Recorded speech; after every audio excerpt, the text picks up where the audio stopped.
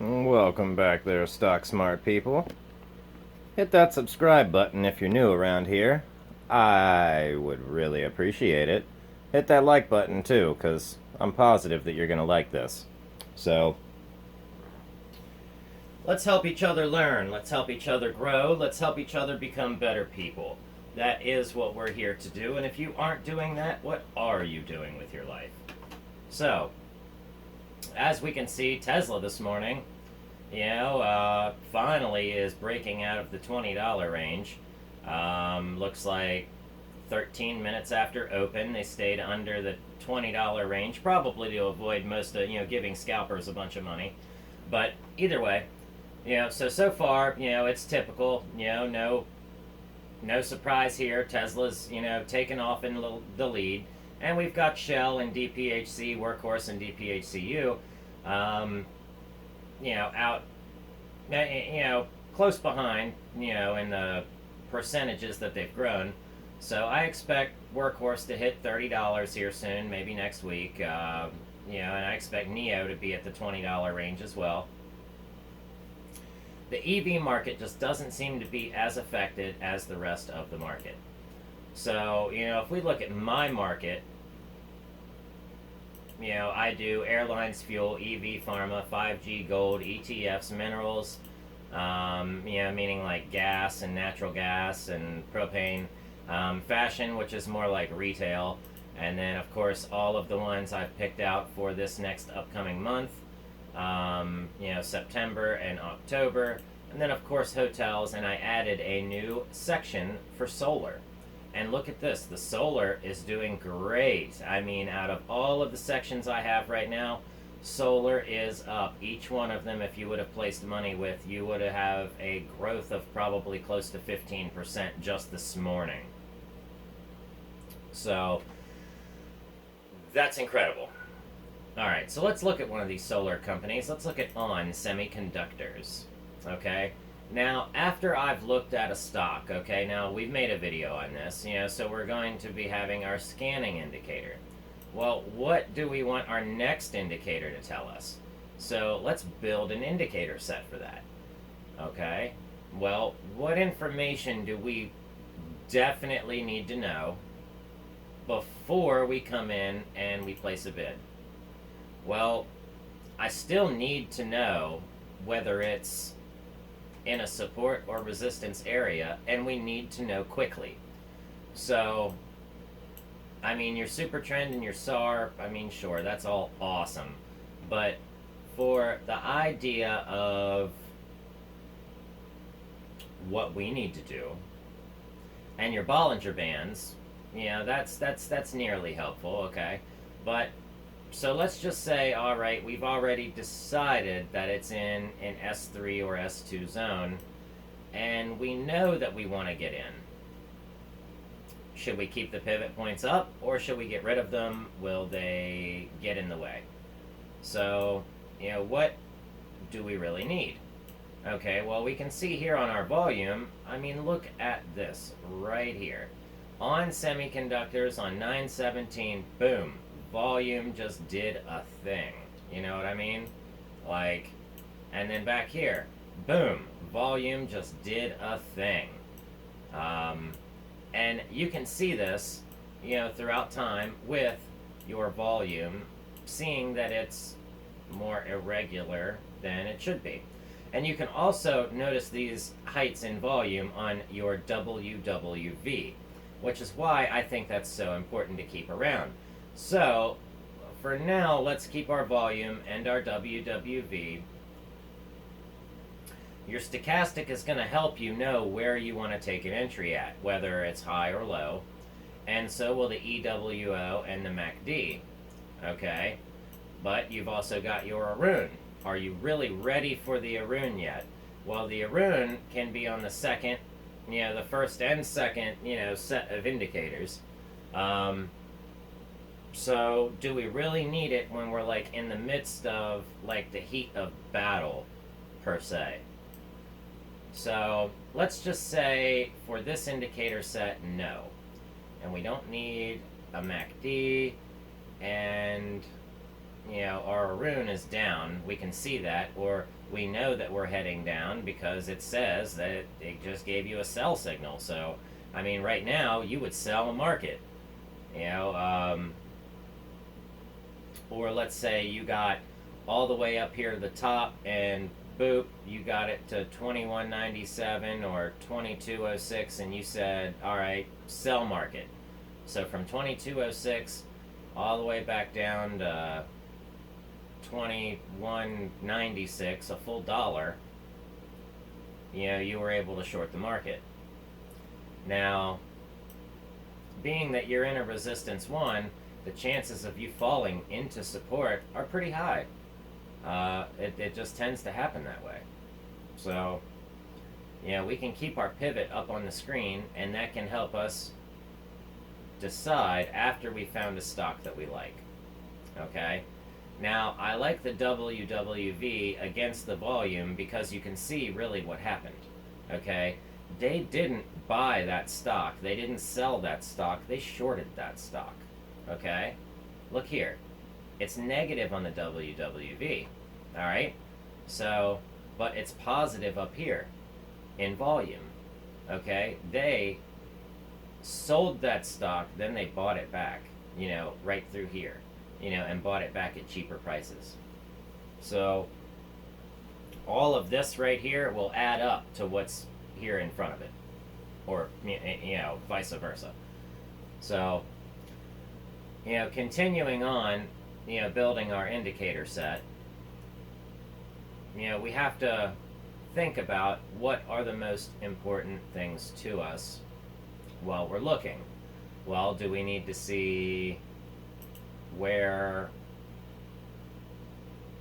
our market is based on a Bollinger Band?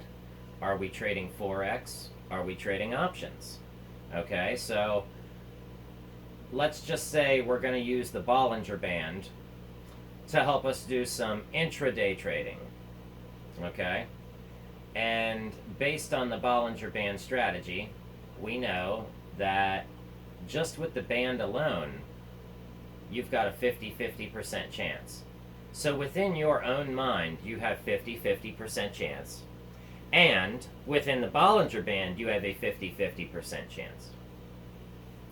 So if you pair the Bollinger Band up with, say, a stochastic, whether it be a slow or a fast stochastic, then you'll know that, okay, well, look here, it's down low, on our stochastic. We've found a bottom on our rune, so we can see that, and we're starting to come back up in price. It just went rune up, so you should have already been in. You're in. Now here's a drop in price. Now you're back up, but you'll know that when it goes below 50% on the Bollinger Band, that once it pulls above 50%, that's positive price action, and that it will trade 50% of the time on one side or the other of the Bollinger Band, which your stock Bollinger Band comes at a width of, I believe, 2.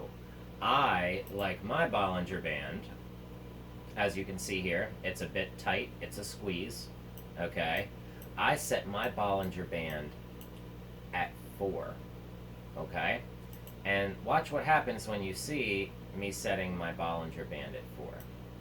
Okay, so let's get rid of our rune for now, and we'll keep our volume, our WWV, and, but your volume really should be more in like the scanning sense. Once you've found the pump, you don't need it. You can see your volume in another way. But let's take our Bollinger Band and set it back to 4. Okay, now it's a little wider, and the signals are a little bit more clear and not so disruptive to make you think it's trading one way or the other. Okay, so we've got super trend on. We can turn our super trend off. Our super trend would have helped us to identify buying and selling points, but right now, as the Bollinger Band trades with on semiconductors, it trades right along with statistical probability, saying that 50% of the time it will be above or below this median line, and that you can buy when it goes above and sell when it goes below, taking your profits. So let's go with a stochastic and a Bollinger Band. Or if you like maybe even something a little bit tighter, you can go with a KC, which is a little different. Keltier channels are, meh. I find them useful, but not as useful as DC. Okay? And of course, they're a little different on each of the platforms, so let's take away the Bollinger Band, and you can see how the DC channels are shown. And you can see that you don't have these big bubbles on the outside of them anymore, and that it's just a little bit tighter. You can see that, yes, it gives you the above and below the 50% line, as a Bollinger Band does, but you can also see that it just holds it tighter to the chest, so it doesn't give the eye and imagination so much room to run. And with this DC, that will help you along with your pivot points. So you've got your DC and your pivot points. Now you know whether you're above the pivot point and below price action, or above the pivot point and above price action, which can be a very helpful thing once you do your studies. But if you're low on the stochastic and below price action, then that's a good buy. Okay, here, we're low on the stochastic, we're below 50% on price action, okay, and then we start to recover. That's a good buy. Okay, and now here we're on our pivot point, we're below 50% price action, we're at, say, resistance 1, we might be in a resistance 1 area, but we're just on top of pivot. So pivot actually will act as support. Okay? So now that we're at support, we still could drop into the S1 area or further, but right now, this would be considered a good buy, and someone else has also thought so because they just bought 601 shares of it. So they're spotting the reversal right now. It's happening. So after we have scanned through our stocks and we used our first indicator set to find a stock we were most interested in, then we built another indicator set.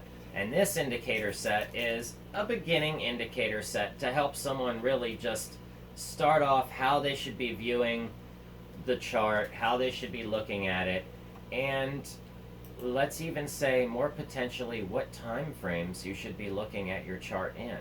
If you want to go from day to day, then you want to have it set on the 1 day and, say 1 day chart. And if you do 1 day, you'll see that you're in the middle here at pivot. But if you do 1 day, 4 hour, okay, or let's say you do 1 day, 1 month, okay, now you've got a different looking chart. Now you can see how things are a little different. You need to observe all of the charts and see what's going on. Now, when I look at a stock, I like to come in and I do the monthly.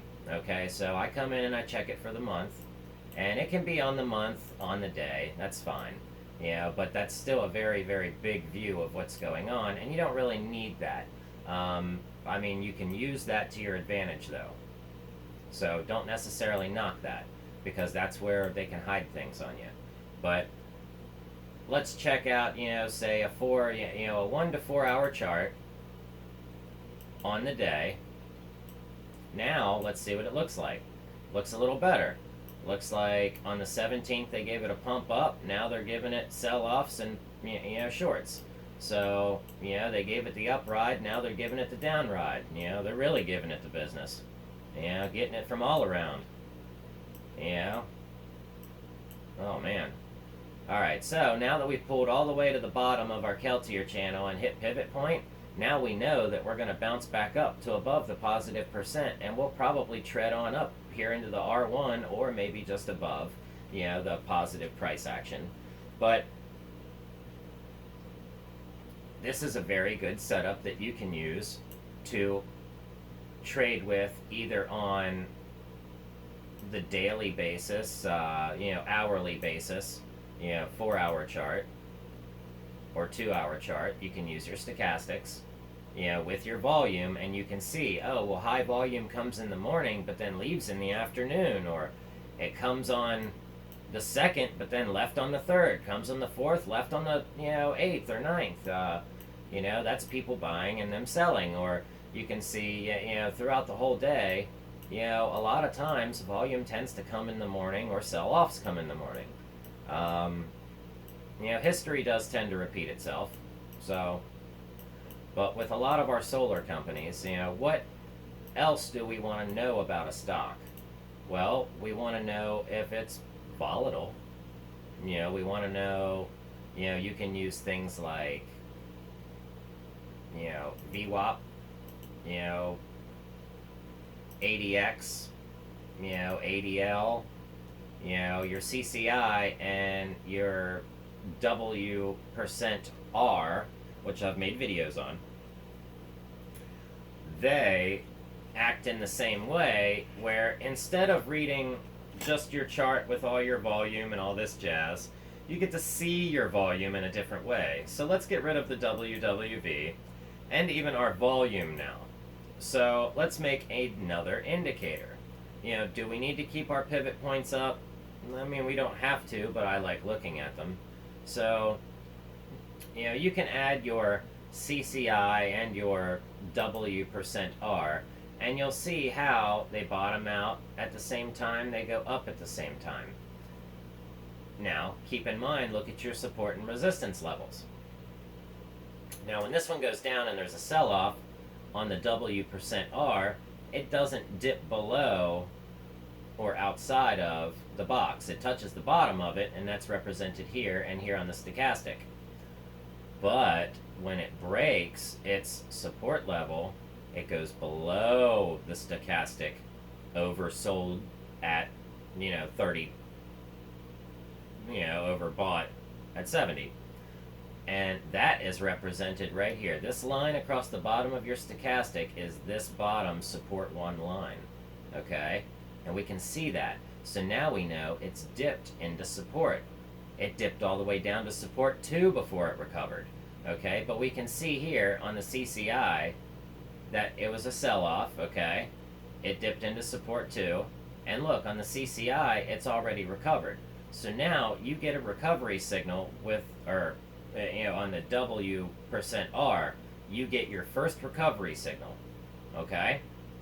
Then you see it recovering on the CCI.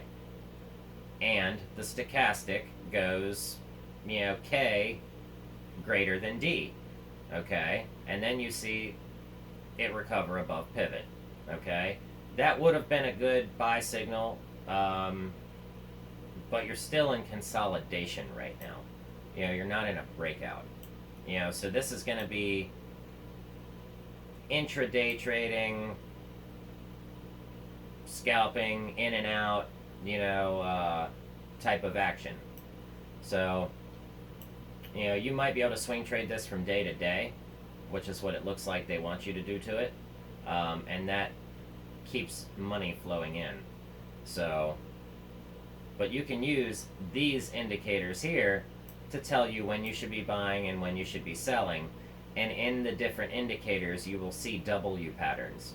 And do your W studies, but an upwards W is typically a downwards pattern. A downwards W is typically an upwards pattern. And you can judge these based on percentages of, say 25, 12.5, 25, 50, 75, and 100% recoveries on these dips, meaning that when it takes a dip, does it recover 50% or not? If it recovers 50% or not, it is likely that the market will go, in your favor. If it doesn't recover 50%, then chances are it will continue to go back down, which is where you get the downwards W, or the upwards W, because it didn't recover 50%. Anyway, there are many videos on it, and I may make my own W studies video, but do your W and M studies videos, and you will find the things that you need to know. But these three right here are very helpful indicators mixed in with pivot points. Now, we would like to know volatility, so you could use Vortex to do that. That is more of a trend indicator. You could use the Awesome oscillator, which will tell you whether your volatility is down or up. Your TSI and your Trix, which a lot of these indicators are not available on. You've got your slow stochastic, you've got your fast stochastic. Okay, a lot of these indicators are not available on the webull 4.0 platform. So, but the CCI and the W%R let you see very similar things.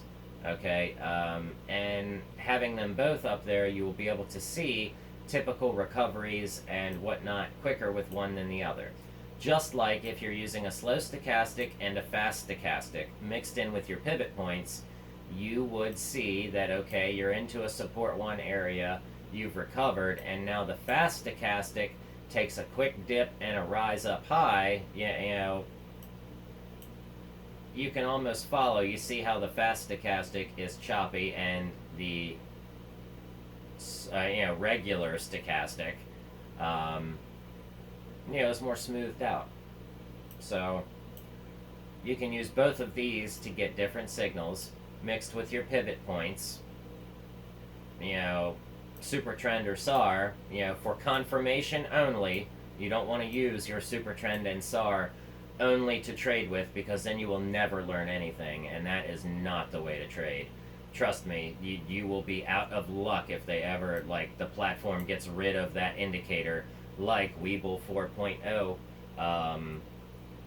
They still have the super trend indicator, but it's a little different, I believe, and I believe certain indicators are going to be phased out as people don't use them. So,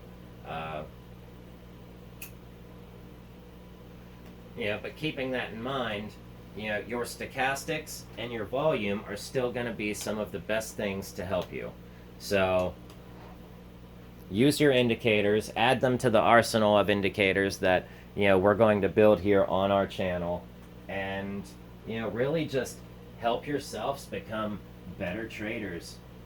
I think that if I can help you, then maybe you'll help someone else that you find worthy of the knowledge. Because that's what I believe is necessary for the world to continue to move forward right now. Because there are people who need help and want help. And as much as they try, they just aren't able to find and or get it. So let's not give the man the fish, but let's teach him to do so. And with those encouraging words of daily wisdom, we're going to sign off.